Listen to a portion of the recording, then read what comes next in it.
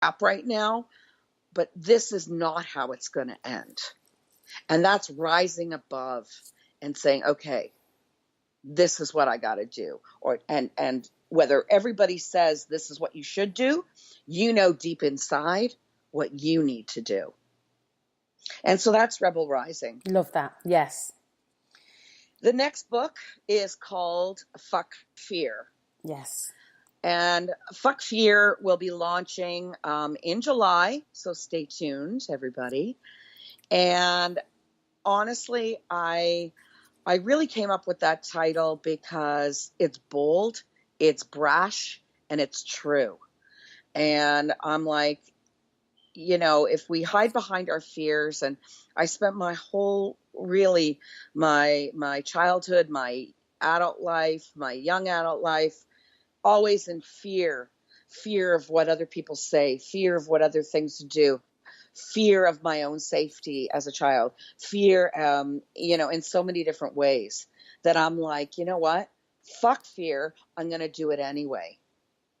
Because if you let fear, like to me, fear is the killer of dreams.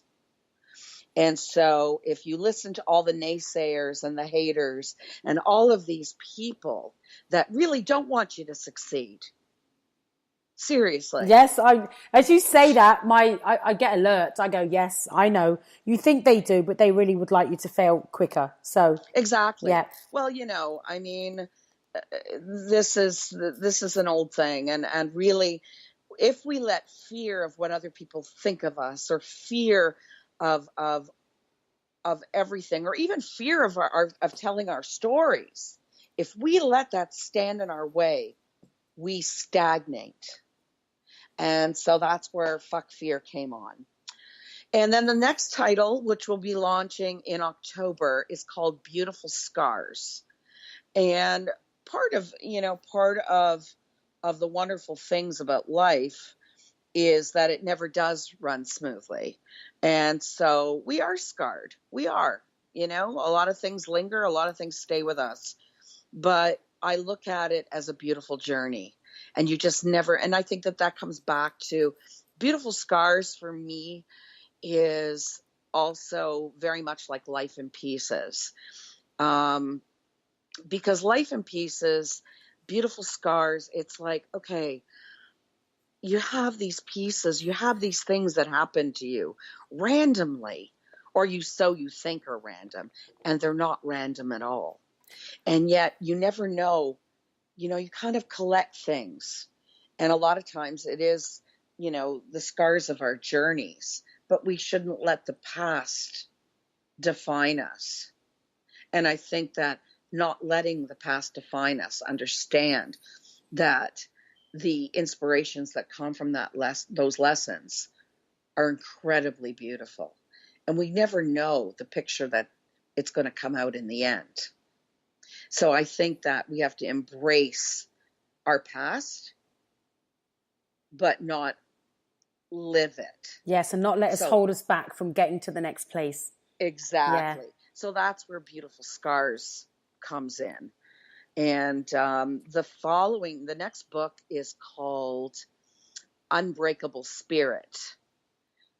And, very much like a warrior, it's that unbreakable spirit that keeps us going every day. How many times do we wake up in the morning and we go, oh my God, I don't know how I'm going to get through this day?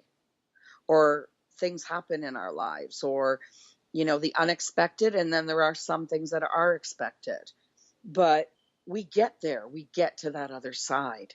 And I think that it's our unbreakable spirit. It is our spirit that keeps us going each and every day. That fight, that rebel, that, like, to me, it's all encompassing, that unbreakable spirit that keeps us going to really have us overcome all the obstacles that are thrown in our way. And then the book that we are, that one's going to be launching in November. And another book that we are launching in November as well, which still has space for. So if any of your listeners are looking to write their story and would like to connect with me, Crushed Diamonds Still Sparkle. is I love that I'm just title. feeling. Yes, love that title. I love it too, Yeah, because I'm all about sparkle and shine, yeah, and that inner shine, and I find that, you know, beauty for me is from the inside out, and it's that sparkle that happens. And even when you hit that rock bottom, and God, I know rock bottom, you know, very well. Rock bottom and I, have been very close in the past. yes, And I would yeah. say that even though I felt that I was crushed, that I felt like, honestly, I use a metaphor. I really felt that I was in this pit and digging from my fingernails to climb up. That's how I felt. Just trying to get, to To get climb back, up. yeah.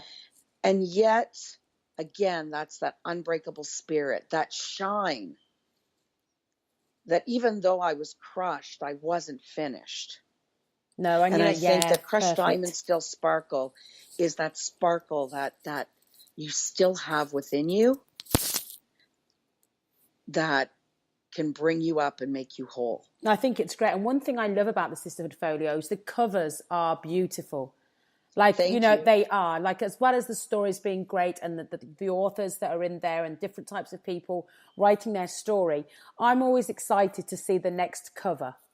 It just gets your attention. It stands out in the bookstore. You want to be part of it because you look at it and you go, oh, look at that. And just when you think you've seen the best cover, your neck, do you know what I'm saying by that? Just when, a bit like if you go shopping in an outlet store and you think, oh, I'm doing really well here. I've got this. I'm not going to find one more thing. And you walk into the checkout and you go, oh, there you are. I'm going to find you. Okay, one more thing. So that's how I feel about the book covers. I see them and I go, oh, this is the best one ever.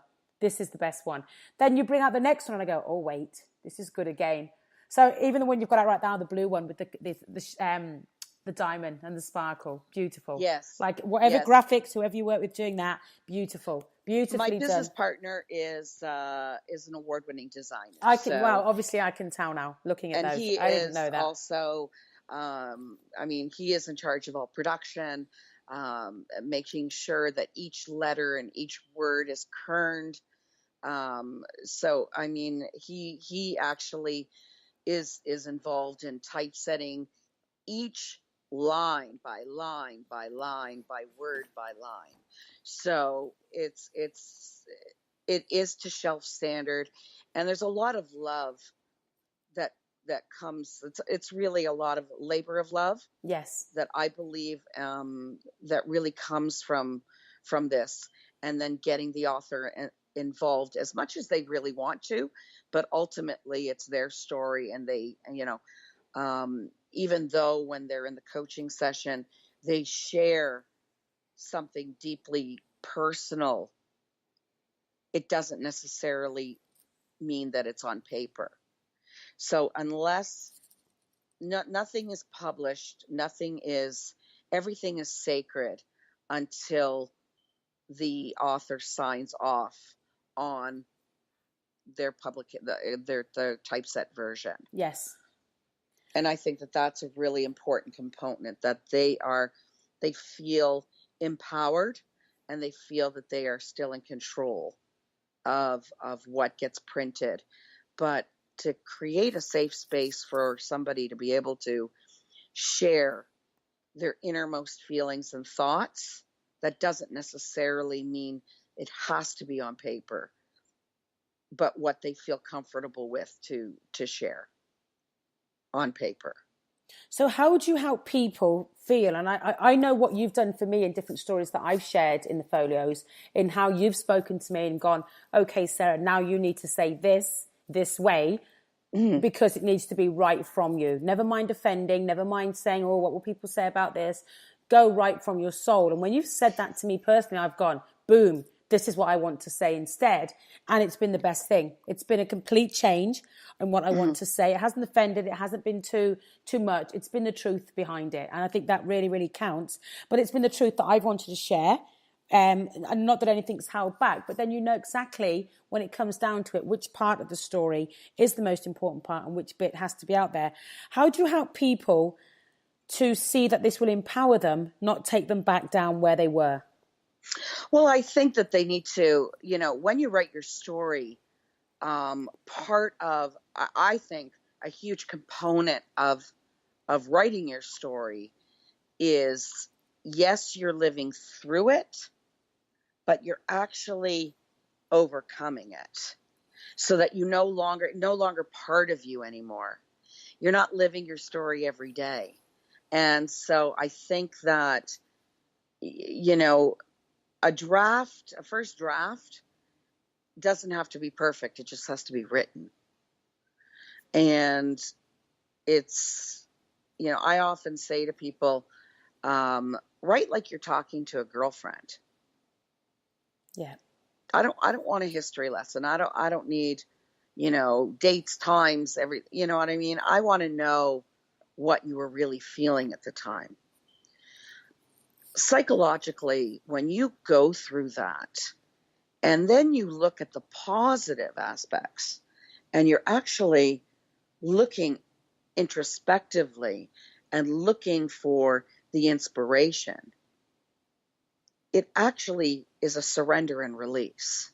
I think that's wonderful how you've said about telling a girlfriend, because one thing I found really, really interesting and a little surprising, but really happy at that surprise, is that lots of people could have been involved in your story that you've shared, but there was missing pieces for them.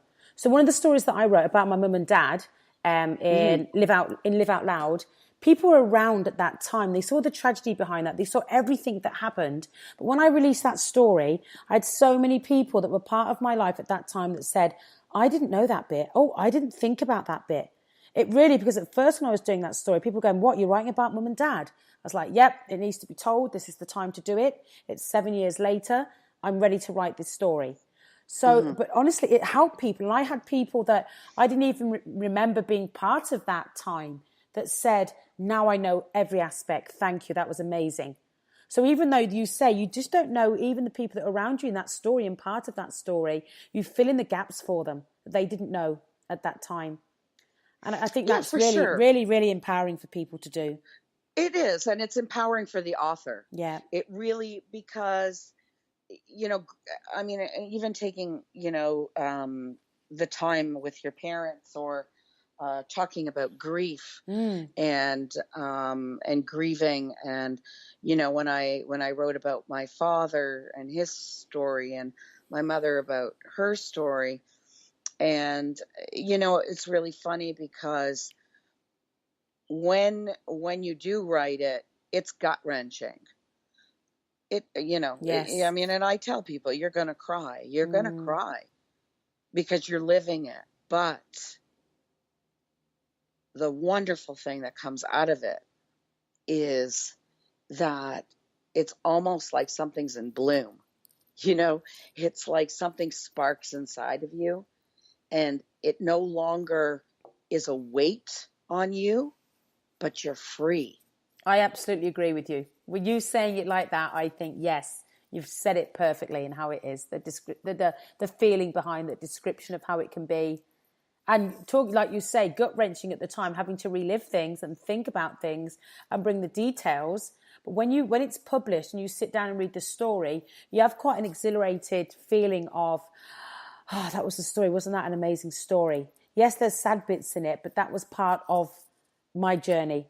This is something now that grandchildren can look at and say, hey, Nana, is that what happened to you back then? Yes, it is. Because they may not have known that. They may not have known that history in your life that's such a big part to share, and such a great thing to have the rest of the family understand and know about, and, maybe make decisions from that in a different way. So, well, I think that, just with the passing of both my parents, as you can understand, yeah. Yourself, I think what was something that really hit me as I was writing, not just my story, but I think even my epiphany came from in writing and being involved with the Sisterhood Folios, was legacy. Yes. Legacy is something that, what is your legacy?